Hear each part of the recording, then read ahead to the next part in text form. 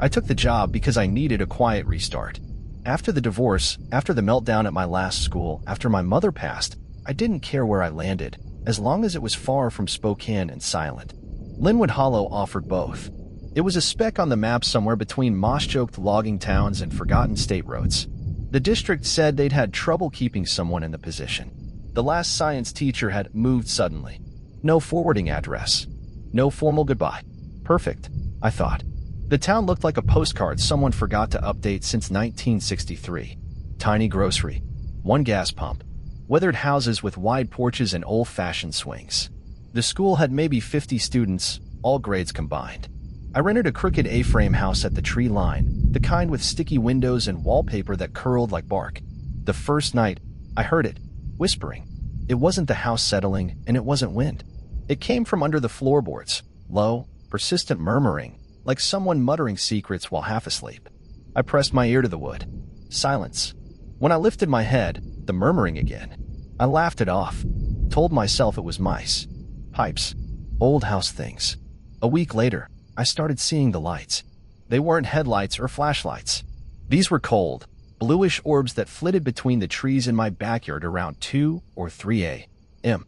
Always the same time, always the same direction, moving deeper into the forest behind the house, flickering just at the edge of visibility. I recorded them with my phone once. The playback showed nothing, just darkness and my shaky breathing. I brought it up to one of the other teachers, Mrs. Heller, during lunch. She paused mid-bite, set her fork down, and smiled too wide. "Oh, you'll get used to the trees," she said. "They have a way of talking." That phrase lodged in me. Talking trees. I stopped sleeping well. The whispering got louder, still unintelligible, but now echoing my own thoughts, or twisted versions of them. "You should have tried harder. He never loved you. You're just like her." I'd never told anyone what my ex said to me the night he left, or how my mom died thinking I was ashamed of her. And yet, those exact words whispered from under my floor. I started staying late at the school, grading papers just to avoid going home before dark. The students were odd, too. Polite, bright-eyed, but strangely flat. Like they were trying to mimic normal behavior. They never asked questions. They stared too long. When I mentioned the previous teacher, they'd glance at each other and shrug. "Mr. Jensen," one finally said. "He was nice, I think." And then she turned back to her desk without another word. That night, the lights came closer. They hovered at the window. One pressed against the glass like it was watching me. I shut the curtains and didn't sleep at all. The next morning, I found bones, small animal bones, birds maybe, arranged in a perfect spiral on my porch steps. I confronted the principal, Mr. Burr, a tall, red-nosed man who always smelled like old paper. "This town," I said, "has some serious issues. I need to know what happened to Mr. Jensen." He blinked at me once, then stood and closed the office door. "Miss D, I've worked here 28 years, he said, "and every so often, someone like you comes through. They don't stay long. Linwood's quiet. Most people appreciate that. But some folks just can't handle what's under the soil." I didn't know what to say. I left and called the district. Left a voicemail asking for transfer options. Then I started packing. That night, I followed the lights. I know how that sounds, but something inside me broke. I needed to know. I put on boots, took a flashlight, and stepped into the forest. The lights drifted ahead of me like breadcrumbs, never too fast, never too slow. My flashlight flickered and died 20 yards in, but the orbs lit the path enough to follow. They led me to a hollow, a natural dip in the woods, silent and still. The trees formed a ring, unnaturally uniform, and in the center were stones. Dozens of them. They looked like gravestones, only smaller and smoother. No names, just dates. Most from the 1970s. A few from the 90s. And one from this year. March 2nd, the day I arrived. I ran. I didn't care what I tripped over. I made it back to the house, locked the doors, and turned on every light.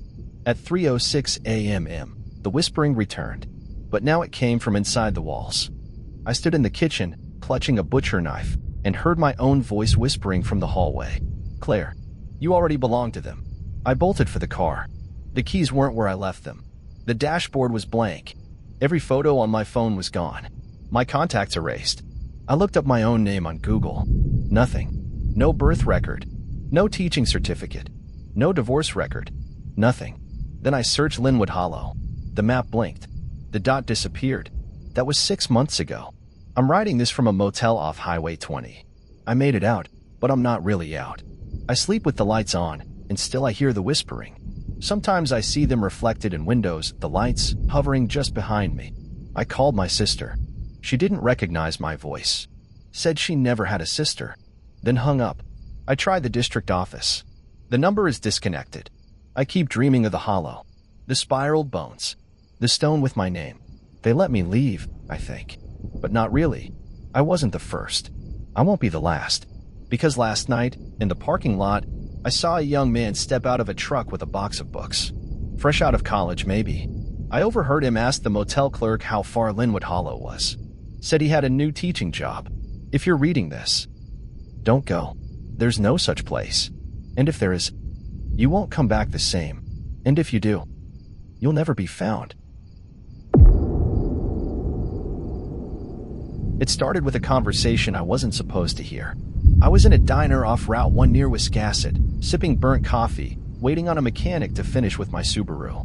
2 old guys were seated behind me, talking like they thought no one was listening. The usual main ramble, weather, somebody's niece who moved to Bangor, local politics. Then one of them lowered his voice and said, "You know what I heard?" Ashford lit up again. Last week, Jim from Hollow Creek said the store window was glowing. The other man went quiet. Then, low and serious, "There ain't no Ashford anymore. Pete, don't say it out loud." I turned in my booth and asked, "Sorry, Ashford? Is that a town?" They both froze like I'd spilled a secret. One said no, the other said it was just a hunting cabin, long gone. Then they paid and left, fast. I finished my coffee and went straight to my phone. No Ashford on Google Maps. No hits on the town registry. A few ghost hunting threads with dead links. One blurry photo captioned Ashford General 1962, just a storefront with flaking white paint and an old Coke sign. I was hooked. I photographed forgotten train stations in Nevada, abandoned chapels in West Texas, half-collapsed factories in the Midwest, but this was different. This wasn't listed anywhere. It was a place people pretended didn't exist. So, of course, I had to find it. It took me 4 days of asking around and driving back roads to find someone who knew. An old tow truck guy outside Newcastle named Lloyd. Said he'd hauled a deer hunter out of a ditch back near where Ashford used to be. Gave me rough directions. There's a turnoff at mile marker 89. Dirt path. No signage. Looks like it's nothing. That's the one. If you smell the swamp, you went too far. I followed his directions and found it exactly like he said. Nothing more than 2 ruts cut through brush and pine needles. Just wide enough for a single car. My GPS stopped working after I turned. Dead zone. It felt like someone had wrapped the woods in cotton. 10 minutes later, the trees opened, and I knew I'd found it. Ashford wasn't gone.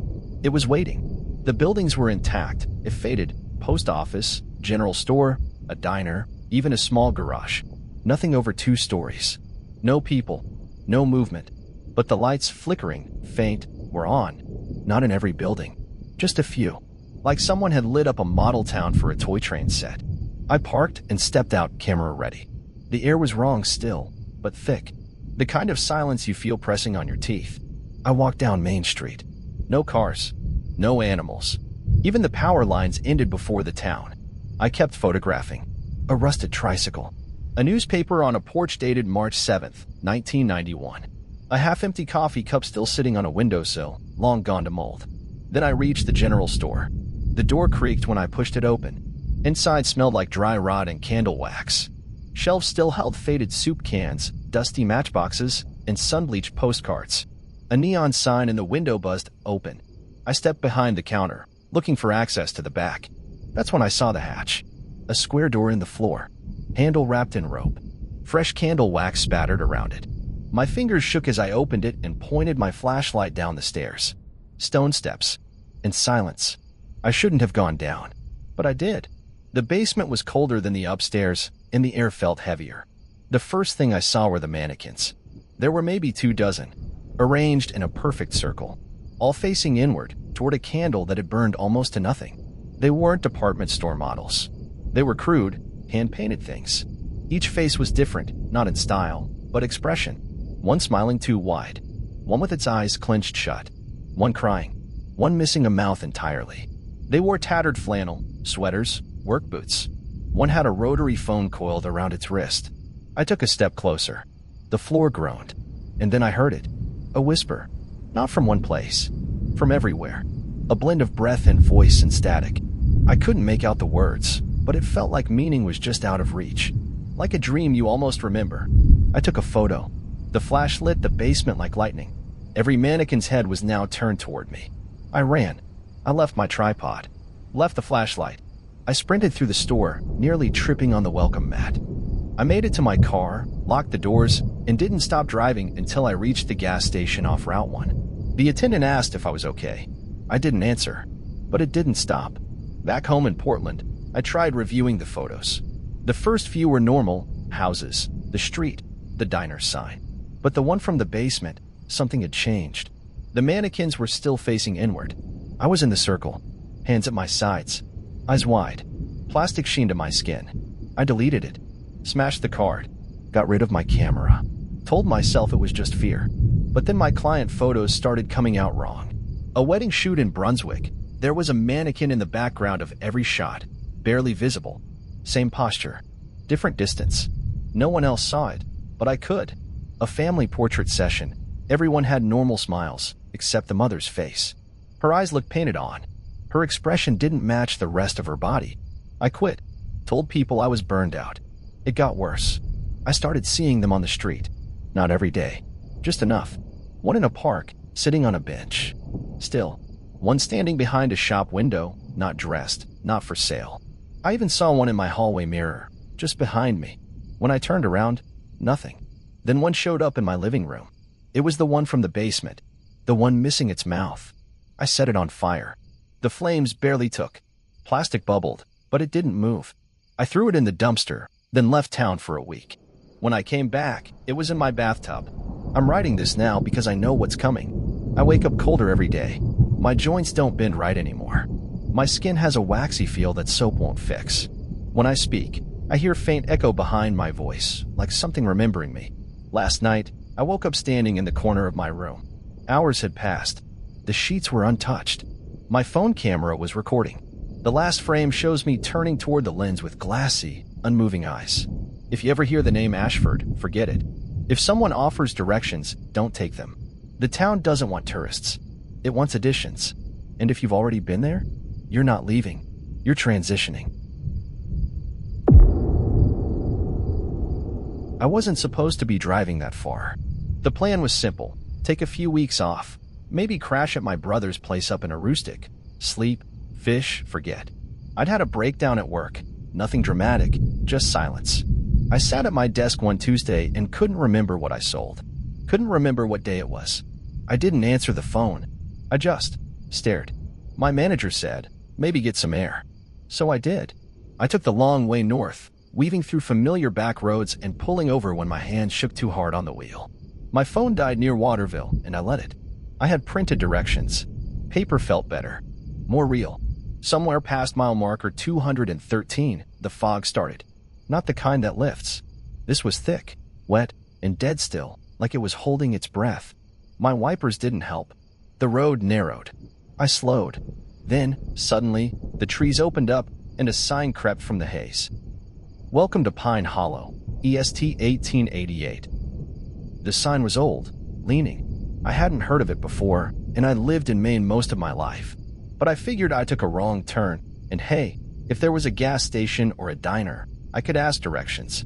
The town was off. The architecture looked frozen in time: two-story clapboard homes, a town square with a rusted war memorial, a diner with a buzzing neon sign that read, Hot ETS. The lights were on in the windows. Curtains moved, but no one was on the street. I parked across from the diner. My radio picked up nothing but static. I went inside. The bell over the door jingled. The place looked freshly cleaned. Two clean counter-wiped to a dull shine. Napkin dispensers full, pie behind a glass dome. But no music, no clatter. Just one waitress, maybe 50 or 60, staring at the wall. I said, "Hey, just passing through." She turned and walked over, no expression, and poured me a cup of coffee without a word. I hadn't even asked. "Thank you," I said. Nothing. I reached into my wallet, pulled out a 20, and placed it on the counter. She slid it back toward me. I chuckled. "You're not gonna let me pay?" She didn't smile, didn't blink, just walked back to the far wall and stood again. Something cold settled in my chest. I left fast, got in the car and drove back the way I came. Except, the road didn't match. The turns were tighter, the woods thicker. Then I saw the sign again. "Welcome to Pine Hollow, EST 1888. I thought I'd taken the wrong road. I drove faster, took a left, then a right, then what should have been south. The fog got thicker. My gas gauge dipped lower. My palms were sweating. After 30 minutes, I pulled off the road and vomited behind a tree. When I returned to the car and pulled out, the road straightened. I breathed. For a minute, I thought I was okay.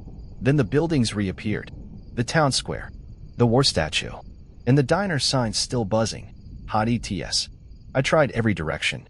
I walked once for miles until my feet bled. Same result. Roads bent back. Houses reappeared. The townsfolk were there, but broken. A man raked leaves that weren't there. A boy kicked a ball that didn't roll. A woman watered plants that were clearly fake. When I tried to speak to them, they paused like they heard, but couldn't react. They weren't actors. They weren't ghosts. They were stuck. Like me. I started sleeping in my car with the doors locked. I stopped trying to eat. The coffee sat in my stomach like a stone. The town had no night. No full darkness. Just endless fog dusk. I started hearing sounds, slow, dragging footsteps outside my car. Breathing behind me. Shadows that moved in ways people don't. One night, something knocked on the window. I turned to look. It was the waitress. Only it wasn't. Her eyes were completely white. Her mouth opened, but no sound came out, just a low hiss, like steam from a kettle. Her hands trembled, but she didn't move. Then she disappeared. Not walked away, just gone. I don't know how many days passed. The car stopped working. The battery died. I stopped shaving. My teeth felt loose. I wandered town in circles, whispering to myself just to hear a voice. I finally saw her behind the church. The only figure who moved with purpose. She looked maybe 30, but the air around her shimmered wrong. She wore an old-fashioned black dress, her skin gray pale. She didn't look like the others. "You're not from here," I said. "No," she whispered. "Neither are you." "Then how do we get out?" She looked at me with a kind of exhausted pity. "You don't." I wanted to scream. "But you're real. You're awake. Help me." "I tried to leave too," she said. "Back when Eisenhower was president. I thought it was a storm. A wrong turn." Her voice cracked. "I had a sister. I can't remember her name anymore. Only that she's not here. Please, what is this place?" She looked at the fog. "It's not a place. It's a loop. A net. A trap made of people who got lost." She turned. "Leave if you can. Before you stop wanting to." I woke up in the car the next morning. My hands were bleeding. The windshield was fogged, but it was morning light, not endless dusk. The GPS screen was lit again. It showed a clear route back to the highway. The roads were labeled. I laughed. I cried. I turned the key. The engine started. I followed the GPS for half a mile. Then it rerouted. The map twisted, turned itself inside out. I looked up. The diner was back. The same waitress stood in the window, holding the same pot of coffee. I screamed. I hit the steering wheel. I tried to drive straight through the woods. The trees thickened. The road vanished. The fog crept through the vents. Something was in the car. In the rearview mirror, silhouettes. Twisted, long-limbed shadows. Watching. Then I blinked, and I was parked again, back in town. Like I never left. Like I'd never tried. Now I understand. This town isn't haunted. It's hungry. It keeps you. Wears you down. Whispers to you until you forget what came before. Until you become one of the silent ones, watering plastic plants. Pouring empty coffee. Waiting. I write this from the back seat. My phone camera doesn't work. My watch stopped ticking. But my reflection. My eyes don't look like mine anymore. I don't remember my brother's name. Or my last job. Or my birthday. I do remember the sign though. Clear as day.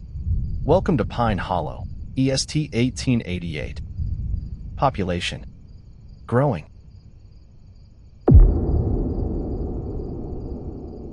I've taken wrong turns before. Half the counties in eastern Kentucky feel like a maze when the fog rolls down and the signs are half rusted through. But this time felt different even before the road curved. I was on my way to Hazard with a load of alternators and a couple of hydraulic pumps. Routine stuff. I'd done that route enough to know the gas stations by smell. but my GPS kept freezing, spinning me in loops. So when it rerouted me down a side road I didn't recognize, I trusted it. Big mistake. It was a narrow gravel stretch, barely 2 lanes, winding deeper and deeper into thick pine. I passed no other cars, no mile markers, just trees and an uneasy silence that felt watchful. Then the fog came, not gradual, not creeping. It just appeared, so thick I had to slow to 15. And then I saw the arch black iron, warped and leaning slightly, with chipped lettering that read, "Welcome to Blackwater, EST 1884. It hadn't been on any of my maps. No mention of it in any delivery route. But the town was there, small, still, wedged in a fold of the hills like it had been forgotten. Weathered buildings lined a narrow main street. Storefronts with names like Harlan's Feed and Grain and Hendrick's Dry Goods. A single traffic light hung crooked on a rusted chain, blinking red into the mist. I figured I'd ask for directions, maybe even grab coffee. But the moment I opened my door, a cold, heavy air hit me, like stepping into a room where someone had just died. The general store was the first place I saw with lights on. Faint, flickering fluorescence. The windows were streaked, but I could make out shelves inside. I stepped in. The bell above the door gave a muted clang, like it didn't want to be heard. The smell hit me next. Dust, wood rot, and something metallic underneath, like old blood. The place was fully stocked. Cans on shelves, boxes of cereal, even a counter with a cash register that looked like it belonged in a museum. But everything was coated in a thick layer of gray dust. Undisturbed. "Hello," I called out. Silence. Then, a creaking sound. From the back of the store, a set of wooden stairs led upward. Something was descending. At first, I thought it was a person. But people don't glide. The figure moved like its feet barely touched the steps. I couldn't see its face, just a long coat, paper-pale hands, and a mouth that hung slightly open like it was trying to say something but couldn't find the words. I took one step back. The thing jerked forward an inch. That was enough. I turned and ran, shoved the door so hard the bell snapped off, and sprinted into the thickening fog outside.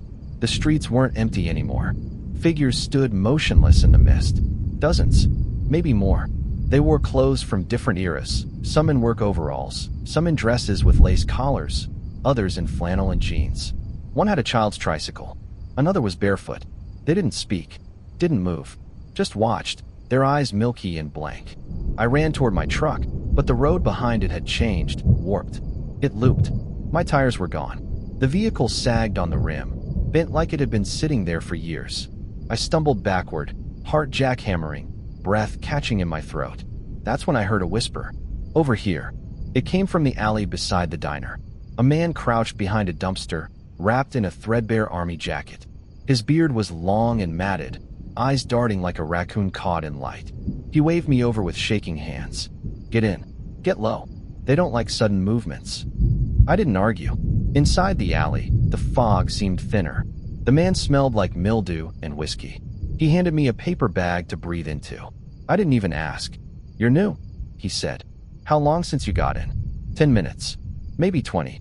He laughed, bitter. "Then you've got a chance. Some of us didn't notice till it was too late." I leaned against the damp wall, heart still racing. "What is this place?" He looked at me, dead serious. "Blackwater's for the dead. They don't all know it. Some think they're alive, still going through the motions. But they've been here years. Decades. The fog's a net. You fall in, you don't come out unless you claw your way." "You're saying I'm dead?" He shook his head. "Not yet. But you're on their land now. And the town don't like giving back what it catches." He gave me one piece of advice. Find your rhythm. Remember who you are. Or you'll forget. That's how it starts. Then he vanished. I don't mean he ran. I mean I blinked and he was gone, like the mist swallowed him. I wandered for what felt like hours. No clocks worked. The fog thickened and receded in waves. I saw the same buildings over and over. People began repeating themselves, walking the same loop, stopping at the same spot, turning to stare at me as I passed, like I was interrupting a script they couldn't change. In one window, I saw a man combing his hair, over and over. No mirror, no comb. In another, a woman stirred a cold pot, whispering lullabies to something long gone. I thought I was losing my mind. And then, I woke up. I was in my truck, parked under an overpass. Birds chirped. Sunlight streamed through my windshield. The road behind me was dry and clear. It felt wrongly normal. I started the engine. GPS online. Gas tank full. No sign of the town. I drove straight for the highway, trembling with relief. But at the next turn, the road twisted oddly. I tried rerouting. The voice said, "Turn left onto Main Street." I froze. Main Street was the name on every shop I saw in Blackwater. I shut off, the GPS kept going. 10 miles later, I passed a sign. "Welcome to Blackwater, EST 1884. Now I live in a motel far from that region. But I don't sleep much. Because when I do sleep, I dream in fog. I dream I'm back in that store. Sometimes I'm behind the counter.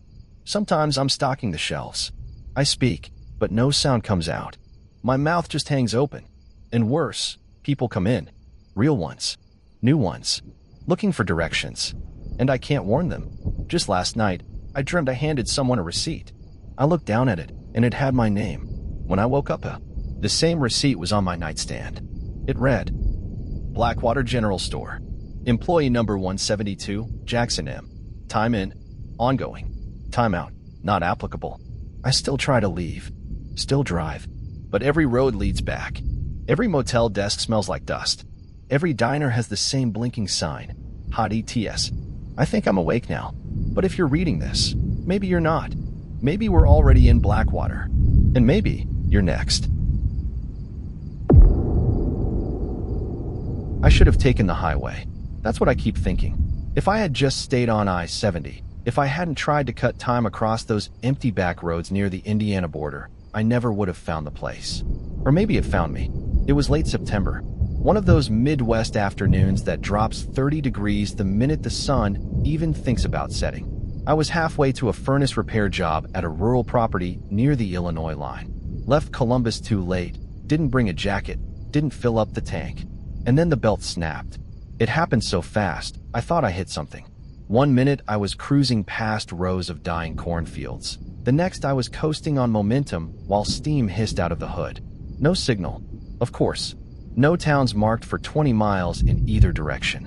The only thing nearby was a narrow road curving east, with a half-rotted sign sticking out from the ditch. Hollow Creek. Pop, 312-inch. I figured it was worth a shot. The town felt abandoned from the first moment. The streets were paved but cracked, as if time moved slower there, or not at all. The buildings looked mid-century but perfectly preserved, like a film set waiting for actors. I passed a post office with a boarded window, a one-pump gas station, and a diner with a dim neon sign that just said food. The gas station door was open. I went in calling out, but the only person there was an old man sitting behind the counter, smoking a hand-rolled cigarette and watching the static on a broken TV. "I need a tow," I said. Belt snapped outside town. He didn't look at me at first, just took a long drag and said, "You broke down on this road?" "Yeah. You can't be here after dark." I blinked. "What?" He looked up, eyes yellowed but sharp. "You can't stay. Once the sun's down, they move different. The shadows." I thought he was nuts. Or drunk. Maybe both. I backed out and crossed the street to the diner. Inside was a woman in her 50s, salt hair, hands red from dishwater. She poured me a coffee before I even sat down. "Car trouble?" she asked, not smiling. "Yeah." The old man at the station said something weird about shadows. She flinched, then leaned forward. "Listen, you've got an hour, maybe less. Find shelter. Not a car. A building. With locks. Don't open the door until morning. Don't answer if someone knocks. Even if it's a voice you know." I stared at her. She slid a napkin across the counter with shaky fingers. On it, she'd written, "Room 6 Motel, 2 blocks west." I should have listened, but I was still trying to rationalize everything. I figured the town was just odd, some superstitious rural place that got weird after dark. I told myself I could walk back to the car and flag someone down on the highway. By the time I stepped outside again, the sun was low enough to make the street stretch with long ribbons of shadow. And that's when I noticed something that still makes my stomach knot. The shadows weren't matching. Mine was stretching behind me, but so were others. Shadows of people that weren't there. No source, no sound, just slivers of dark crawling up porch steps, pooling around corners, lingering too long under flickering street lamps. I started walking faster. A shadow darted across the road in front of me, human-shaped, but too thin, like it had been wrung out. I turned around. That's when I saw the first one.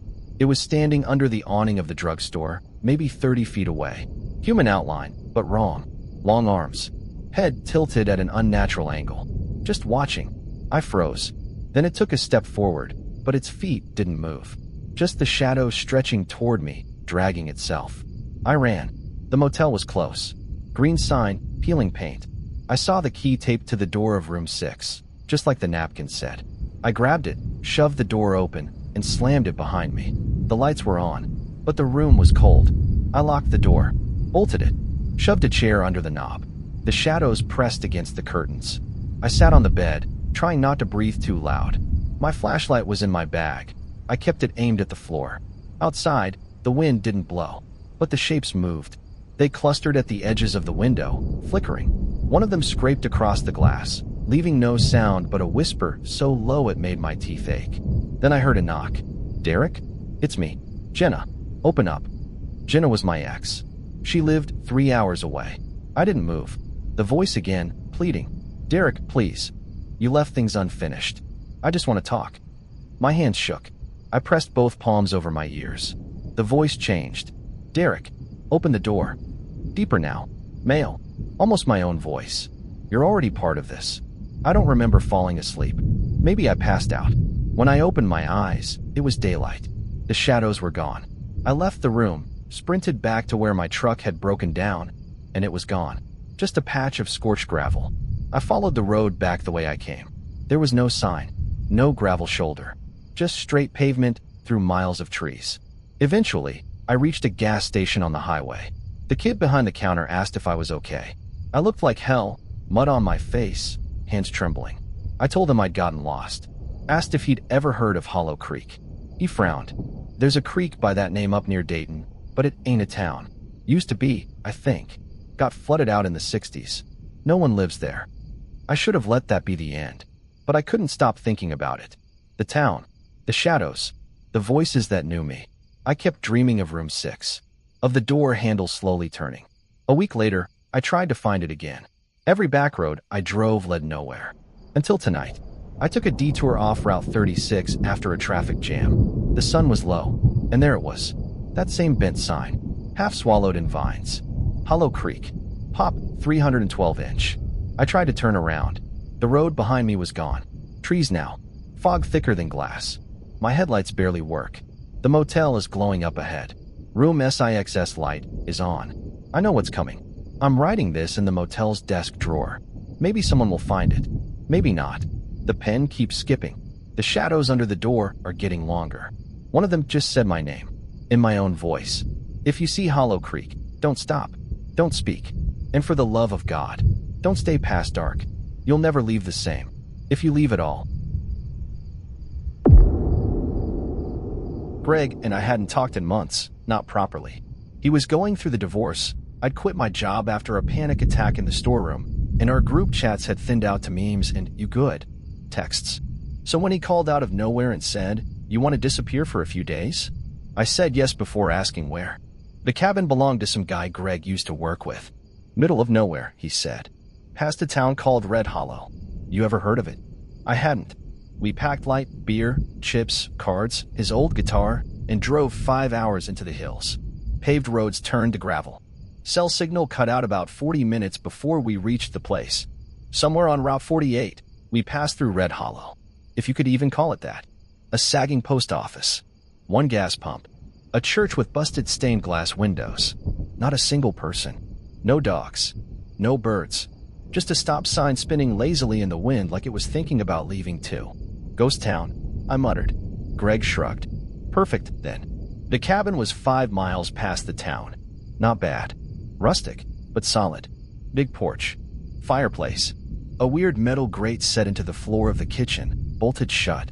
Basement access, Greg guessed. Old places love hiding those. That first afternoon was calm. We drank, played cards, shot the shit about old coworkers and failed relationships. I hadn't laughed like that in a while. We went to bed early. I woke around 2 a.m., thinking I heard something humming. Not a song, just a single low note. I figured it was the wind through the trees. Went back to sleep. The next night, it returned. We were on the porch, halfway through a six-pack, when Greg paused mid-sentence. "You hear that? The humming. Low. Continuous. Vibrating through the air like a throat-clearing underground." We both stood. Listened. It came from the direction of the town. "Generator?" I asked. "There's no power line past the highway." The sound got louder. And then the lights inside the cabin flickered out. We both froze. "Just the breaker," Greg said. But he didn't believe it. I grabbed a flashlight from my bag. The air felt heavier now. Still no wind. But the trees were shifting. Not the branches, the spaces between them. Greg stepped off the porch. "I think someone's out there." "Don't." He pointed. At the tree line, a figure stood. Tall. Still. Backlit by nothing. Just visible in the moonlight. Then it grinned. I don't mean it smiled. I mean its mouth widened from cheek to cheek, filled with long, sharp, uneven teeth like cracked ceramic knives. No eyes. No nose. Just that mouth. It didn't move. But more appeared behind it. Half shapes in the trees. Twitching. We ran inside. Locked the door. But the cabin wasn't safe. The humming now came from below. I felt it through the floorboards. It rattled the empty cabinets. The metal grate in the kitchen started to shake. Greg whispered, "We need to get out." I nodded, grabbed the keys. And then, knocking at the door. Not hard. Just deliberate. Rhythmic. Then came the voices. "Let us in. You forgot something. It's cold down there." They were wrong. Stretched. Some were our voices. Some sounded like people we knew. Then the grate popped. We turned just in time to see the screws unwind themselves. The grate slid open with a dry screech. Something wet climbed out. I couldn't describe it all. It was long. Twisted. The arms bent backwards, knees sideways, skin the color of moldy milk. Its mouth opened, but there was no jaw, just a vertical slit down its throat that pulsed in rhythm with the humming. We ran. Outside, the shadows in the woods moved faster now. We sprinted for the car. The figures didn't run, they glided. Always almost catching up, always just at the edge of light. The car doors opened. I turned the key. It started. We didn't speak the whole drive. We didn't look back. When we passed where Red Hollow should have been, it was gone. No town. No buildings. Just trees.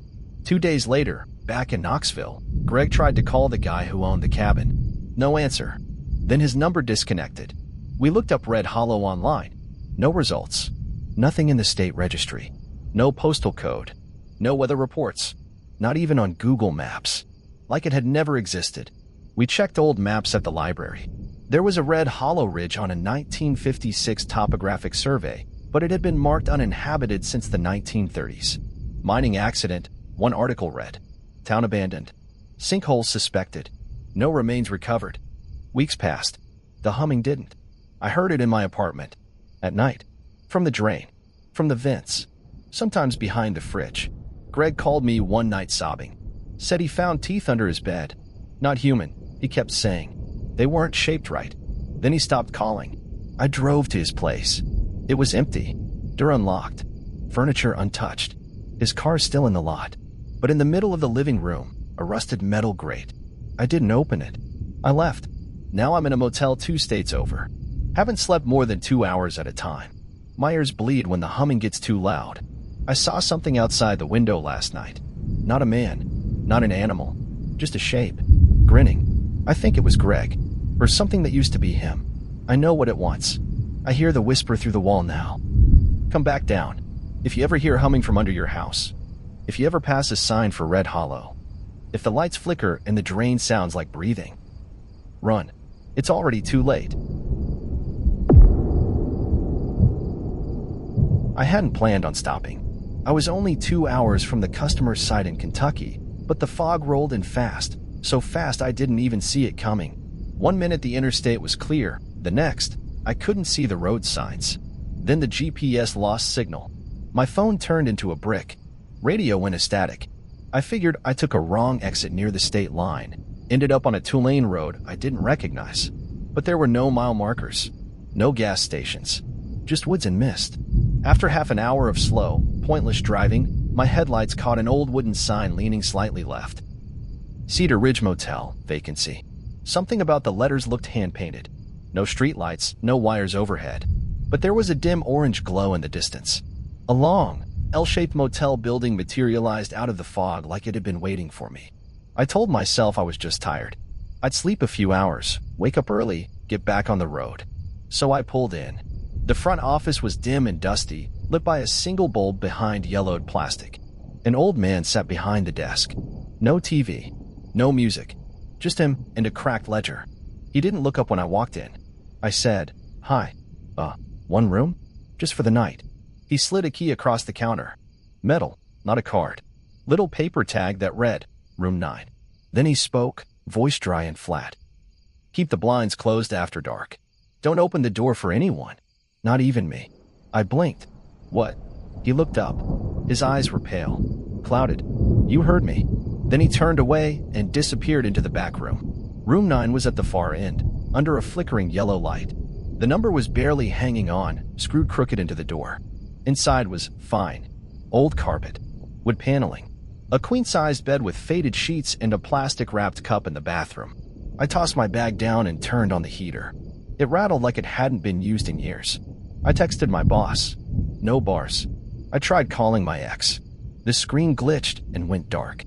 I set my phone on the nightstand and lay down, just for a few minutes. I woke up hours later, to complete silence. The power was out. No hum from the heater.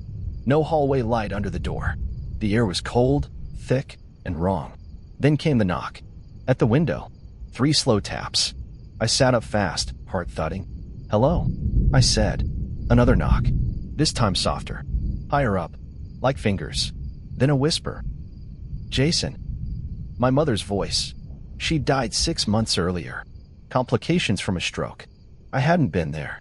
She died alone in a hospital room while I was stuck rerouting supply trucks during a warehouse flood. I still had her voicemail saved.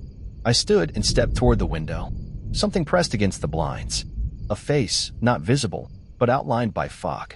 Mouthless. Eyes wide. Skin like mist thickened into form. "Let me in." I backed away. Then the door rattled. Footsteps. Scraping. Breathing from the other side. Another voice now, my own voice. "Come on, man. It's just me. Open up." I dropped to the floor. Crawled to the bathroom. Shut the door and locked it. The light in there still worked. Dim. Flickering. In the mirror, I looked pale. Sweating. My eyes looked wrong. For a second, I thought my reflection moved just a half-second too slow. Eventually, it stopped. I must have fallen asleep against the tub. I woke to the old man standing over me in the bathroom. He held a kerosene lantern and a rifle. "How long did you leave the blinds open?" I didn't," I said. "I kept them closed." He sighed. "Not good enough." He helped me up and led me back to the office. Inside, everything was dusty and motionless, but the walls were lined with photos. Old Polaroids. Dozens of them. Faces blurred. Rooms. All labeled. Most with a red X. Room 3. No recovery. Room 5. Gone. Room 12. Open door. "Where is this place?" I asked. The old man set the lantern down. "You're not on any road right now. Not a real one, anyway." "What does that mean?" He lit a cigarette with a shaking hand. "Cedar Ridge ain't a town. Not anymore. Maybe never was. It's a fold. A place people fall into. Not by choice." I stared at him. "The fog comes for people who are already lost," he said. "It don't take everyone. Just the ones grieving. The ones stuck. It calls to what's weakest in them. What's in the fog?" He looked at me, dead serious. Everyone who said yes. I slept in the office that night. No windows. No vents. The old man locked us in, sat with the rifle across his lap. The fog pressed against the door for hours. I heard her again, my mother, saying my name, saying she forgave me, saying she wasn't alone anymore, that I didn't have to be either. By morning, the fog was gone. So was the motel. I woke in my car, parked off a dirt turnout. No buildings. No road sign. Just an empty clearing. I drove until I found a diner with cell service. The waitress said there's no Cedar Ridge in this county. Never has been. I tried calling the motel number scribbled on the tag. Disconnected. I looked up pictures of regional motels. None matched. I even tried driving back toward where I thought it had been. But the roads didn't line up. It was like the fog had rearranged the map. That was a month ago. Since then, I haven't slept a full night. I see faces and steam on the bathroom mirror. I hear knocking during thunderstorms. 3 slow taps. Sometimes I hear her. Sometimes I hear me. But I don't answer. I don't look. Not anymore. Last night, I woke up with the window cracked. I don't remember opening it. Outside, fog filled the street. Just my house. Nowhere else. One face formed in the mist, mouthless and pressed against the glass. It stared, then whispered, "You already let us in. If you see a sign for Cedar Ridge. If the fog rolls too thick too fast. If someone you love knocks on your window, don't look. Don't listen. And never, ever open the door.